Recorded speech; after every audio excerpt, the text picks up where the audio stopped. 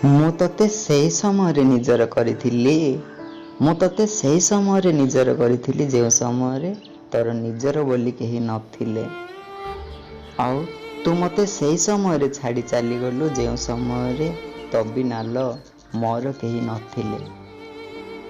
ମୁଁ କ'ଣ ଜାଣିଥିଲି କି ତୋ ମହୁଝରା ହସରେ ବିଷ ଆଉ ତୋ କାନ୍ଦରେ ଛଳନା ଥିଲା ବୋଲି?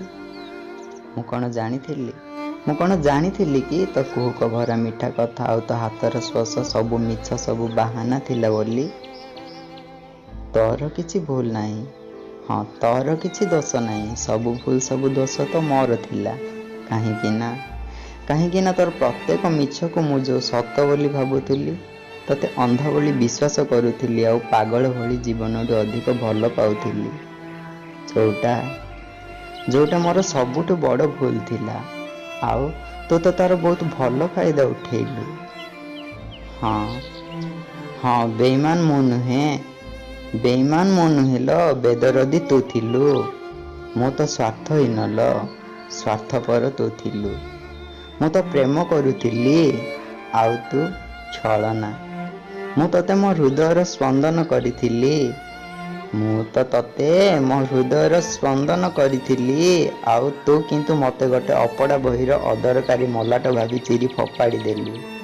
ଥରୁଟିଏ ମୋ ମନ କଥା ବୁଝିବାକୁ ଚେଷ୍ଟା କଲୁନି।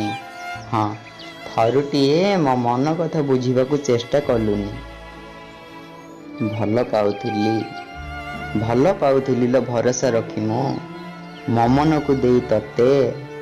ଜାଣିନଥିଲି ତୁ ଭସେଇ ଦେବୁ ଦିନେ ବର୍ଷା ବାଦଳରେ ମୋତେ। ମାଗିଥିଲି ଟିକେ ବିଶ୍ୱାସ ତତେ ମୁଁ ମୋ ପ୍ରେମକୁ ଦେଇ ତତେ। ହେଲେ ଜାଣିନଥିଲି ତୁ ଦଳି ଦେବୁ ବୋଲି ମୋ ଜୀବନରେ ବିଷ ଏତେ।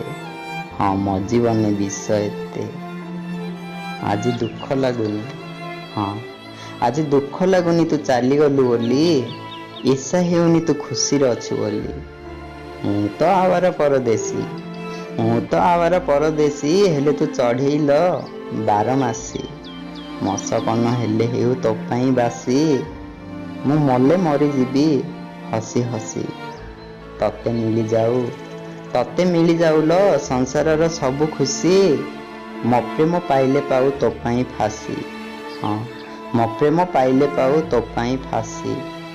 ତୋ ଖୁସିରେ ମୁଁ ଖୁସି।